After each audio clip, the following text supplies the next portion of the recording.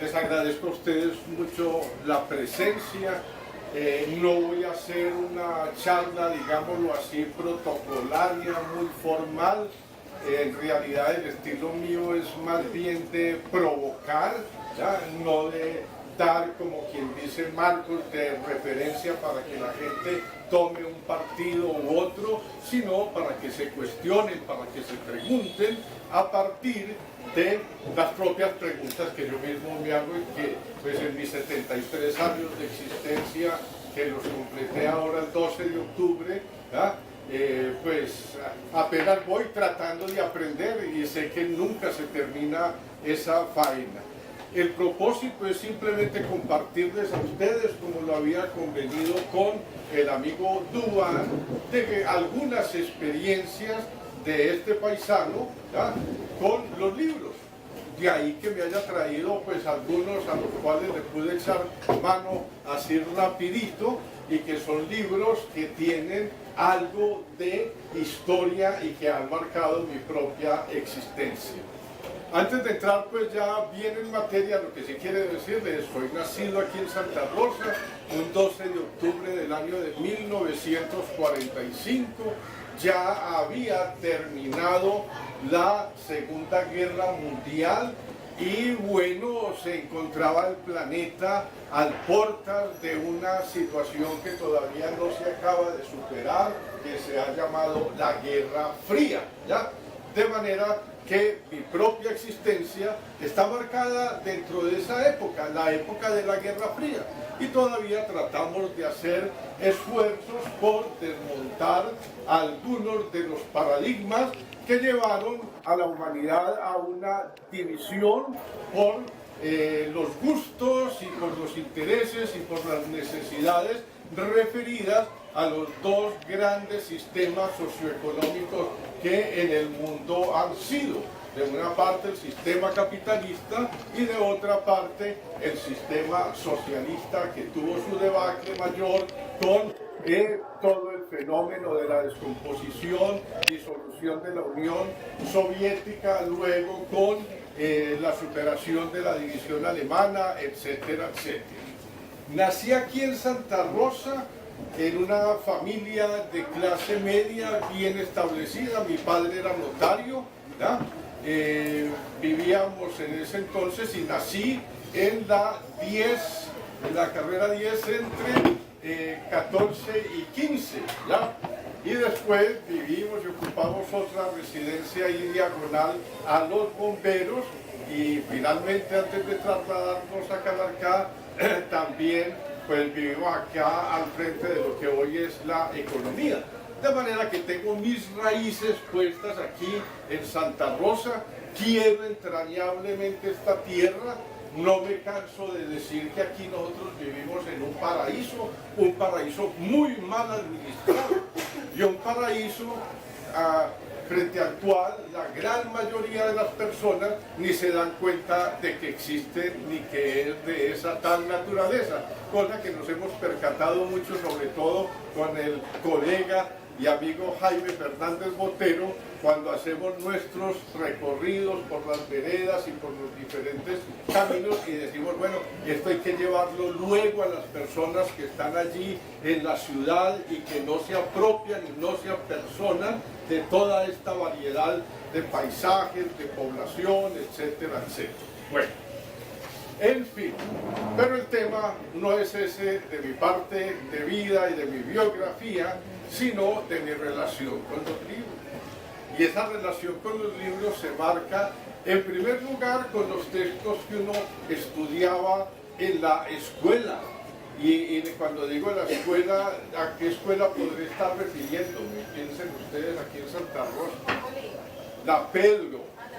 La Pedro, yo estudié en la Pedro y entonces allí, pues uno de los textos que primero a mí más me pareció excepcionalmente bello, por muchas cosas, además por los gráficos, era la historia sagrada, ¿no?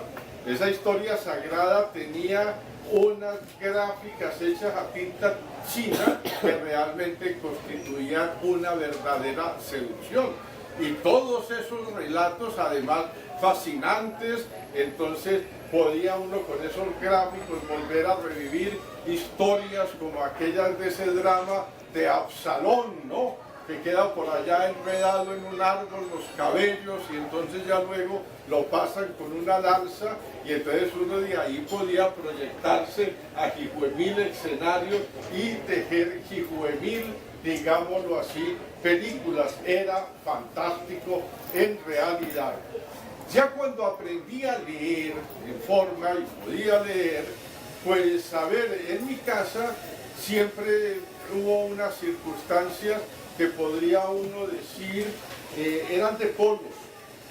Mi mamá era una persona creyente, ¿ya? No era que pueda uno decir pegada pues de la camándula o de estar en la misa. Además tenía unas actitudes y posiciones muy críticas frente a las mismas jerarquías y a los poderes eclesiásticos. Es decir, de infinito respeto a lo religioso como una expresión de esa búsqueda del ser humano, de la trascendencia, de salir fuera de la piel y de lo más inmediato para proyectarse, yo diría, de una manera cósmica. Mi papá era una persona más bien, diría, un libre pensador, no estaba dentro de esa figura y todo eso iba influyendo. Entonces yo veía la conducta de mi papá, veía la conducta de mi mamá y recibía las influencias que ella me daba. Por ejemplo, uno de los primeros libros que yo leí, y lo leí bien leidito, fue La imitación de Cristo, de Kempis, ¿ya? Y era pues una lectura que nos llevaba a uno a cuestionarse desde una perspectiva de mucha sensibilidad, no de cánones como los que luego se podrían ver en el catecismo del padre Astete, ¿ya? De manera que esa primera aproximación a lo religioso y a la historia religiosa estaba marcado por unos textos muy particulares que no eran propiamente dogmáticos ni estaban concebidos para un adoctrinamiento cuadriculado y como que le pusieran a uno unas especies de esas cosas que le colocan a algunos caballos briosos, ¿ya? Para que no miren mucho para los lados, sino que miren siempre para el frente. Bueno, eso fueron unas de las primeras lecturas. Luego pasaría por muchas otras cosas. Otra de las lecturas que yo puedo recordar siendo un niño, porque estaba todavía en primaria, ¿ya? Y estoy hablando de que estaba por ahí en tercero, cuarto de primaria, tercero de primaria, ¿no? Y uno de mis hermanos, Herman, ¿ya? Con otro Libardo, se habían ido a estudiar a la Argentina. Y mi hermano le hablaba pues de los desarrollos y de las cosas tan importantes que habían en la Argentina en cuestiones de tecnologías y muchas otras cosas que acá en Colombia pues no las conocíamos, etc. ¿Ya? Para ese entonces otra de mis lecturas preferidas era La pequeña Lulú. Los cuentos de La pequeña Lulú, de Toby y demás. Y entonces, en esos cuentos de La pequeña Lulú y de Toby, ¿ya? Pues había una cosa que Toby mantenía una especie de relación con unos seres pequeñitos que llegaban en platillos voladores. ¿Ya? ¿Sí o no te recuerdas? Y la tía era muy atractiva, entre otras cosas, hombre. Claro. Entonces, yo veía esa situación y decía, bueno, ¿y por qué no existen como una especie de avioncitos así personales, de tal manera que uno se pueda transportar, como de pronto ya luego los veía en otros cuentos que eran los de Dick Tracy, ¿ya? Que habían una situación en donde se montaba como en una especie de cubo, ¿ya? Y volaba. Bueno, era eso. Entonces le escribía yo a mi hermano en la Argentina, cuando él me decía que qué quería. Yo le decía, yo quiero un avión personal. Esa era la idea, ¿ya? Y resulta que mi hermano me mandó de regalo algo para volar. Realmente y me puso a volar, pero no era un avión. Y fue un texto que yo me lo devoré de pasta a pasta. Fantástico. Los viajes de Marco Polo, ¿ya? Entonces, leyendo los viajes de Marco Polo, podía uno meterse en en ese continente asiático, con todas sus fantasías, con todas sus representaciones. Había un ave por allá, el ave rock o algo así, que era gigantesca y que llegaba y cogía elefantes con las garras y se los llevaba a los nidos donde estaban los hijos de esa ave, etc. Las 1001 noches, ¿no? Y también, sí señor. Entonces, esas cuestiones es obvio que representaban una muy importante aproximación. Pero luego, a medida que iba pasando el tiempo, íbamos creciendo, entonces comienza el contacto con otras lecturas, y ya algunas de ellas que habrían de ser lecturas prohibidas, porque se leían, aunque en las casas, ¿no? Pero de una manera como a las escondidas, y si las personas que habían o habitaban con uno tenían determinados prejuicios, pues terminaban haciendo algo como la quema de los libros en pequeño. O esconderlos. Uno de esos libros, pues, por eso lo quise traer en vivo, ¿ya? Porque una cosa es decir, había un libro por ahí, ¿qué tal el asunto? No, aquí está. Este libro se llama Testimonio de un homosexual, uno bajo el signo de Escorpión. Esto es escrito por un ingeniero de acá, de Santa Rosa, llamado Jorge Gómez. Y este libro fue prohibido aquí en Santa Rosa, es decir, la iglesia se encargó de prohibirlo y en las casas, por ejemplo, mi hermana mayor se encargó de quemarlo, el ejemplar que teníamos allá. De todas formas, otro de mis hermanos lo conservó y pude después leerlo en íntegro. Es un libro bastante interesante y nos sobra sugerir que estando todavía pues allí esta oferta de libros antiguos también o viejos, como se dice en el parque, de pronto lo lleguen a encontrar. Vale la pena, porque es encontrar otra cara de Santa Rosa. La Santa Rosa, llamémosla pecaminosa y carbonienta, ¿ya? No tan santa. ¿Ya? ¿Cómo lo diría el doctor Víctor Eguirrea, que hoy me he estado recordando de manera muy especial? Está en una ciudad en realidad pecaminosa y carbonienta, sutilmente perversa y refinadamente bellacona. Era una manera él de expresarse a ello. Aquí hay unas historias tenaces, narradas en un lenguaje muy bonito, pero ustedes se podrán imaginar todo lo que esto podría llegar a generar en este pueblo. Por ejemplo, en la historia de este personaje hay una parte que en realidad puede ser como medio escabrosa, ¿ya? Porque esta persona, dentro de sus apetitos sexuales, eso se llama gerontofilia, ¿no? Es decir, la inclinación por los ancianos. Entonces este personaje de una familia muy distinguida de aquí del pueblo, porque es que además por eso era la reacción fuerte, ¿ya? Porque realmente aquí se estaban narrando historias ciertas que las personas que aquí habitábamos podíamos identificar. Este es de tal familia, es fulanito, y realmente nos consta que así pudo ser las cosas. En todo caso, con esa inclinación del personaje del libro, ¿ya?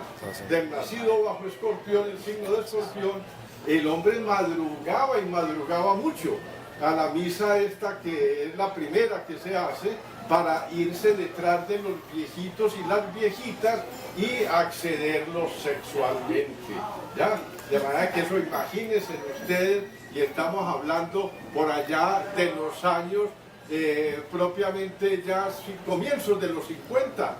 Esto generaba necesariamente un escándalo tenaz. Fuera de ello, pues se relatan todos esos incidentes propios que sabemos que ocurrían en muchas instituciones educativas, y era el asunto de los directores de aquí, pues era el Colegio de Jesús, tenía internado, ya, la Apostólica igualmente, y entonces hay unos relatos de las gateadas de algunos de los religiosos por la noche a los internos, bueno, para hacerles cosquillas y algo más, ¿ya? Eso en materia de que se dieran quejas, se presentaran escándalos, llegaran visitas pues del obispo y tantas otras cosas que finalmente pues se fueron arreglando. Pero además de eso, dentro de esta familia en particular, y aquí están relatadas esas cuestiones, hubo una serie de suicidios muy seguidos uno tras otro. Veo que Jaime está por allá recordando esas partes de la historia, ¿no? ¿Ah? Bueno, en todo caso, lo que yo quiero es que provocar a que busquen este tipo de literatura, a que pues nos percatemos de que en la historia de Santa Rosa hay mucho más de lo que a veces nos ofrecen determinadas crónicas muy formales. Vea, por ejemplo, aquí voy a leer ese parrafito, casi que no lo encuentro. Decía, Pedro hacía sus primeros gateos en una extraña aberración que nunca comprendimos. Madrugaba a la primera misa, sin ningún interés en los oficios religiosos y solo para asaltar a los ancianos. Y esto no lo hacía buscando quitarles el dinero, sino satisfacer su instinto sexual. Los cogía por la espalda y los cabalgaba por encima de las ropas. Más de una vez debió poner los pies en polvorosa ante la amenaza de un filo, de un machete o de una navaja, ¿ya? Eso es como que dice un botoncito de muestra para abrir las ganas, la curiosidad de mirar este tipo de literatura. Algo que me parece a mí interesante, porque este librito casi que no lo vuelvo a encontrar, lo tenía por allá muy embolatado, y entre otras cosas en mi arrumer de libro no estaba así con el... En fin, les dejo pues esa inquietud, uno bajo el signo de Escorpión, y que yo quería decir que son dos hitos en lo que a mí me consta, ¿ya? De demistificación y de ruptura de esquemas, ¿ya? El otro libro que yo considero pues, es de un estilo muy diferente, además pues el formato y todas las cosas, es el libro de mi querido amigo, compañero, hermano del alma, ya Jaime Fernández, que se llama Santas, Mozas y Mujeres Públicas, ¿ya? Donde se muestra pues todo lo que fue la vida acá en Santa Rosa en determinados años, y donde las mujeres llamadas públicas, otros las llaman las hermanas trasnochadoras, otros dirán que son las hijas del demonio o algún otro tipo de cosas, pero en realidad seres humanos muy importantes y muy valiosos. Y Jaime pues reivindica esa condición, como también se reivindica en este texto ya de Jorge Gómez la condición también de los homosexuales, ¿ya? Que para esta época pues era todavía, así quedaban los atavismos de esa comprensión del derecho penal que consideraba el homosexualismo como un delito, ¿ya?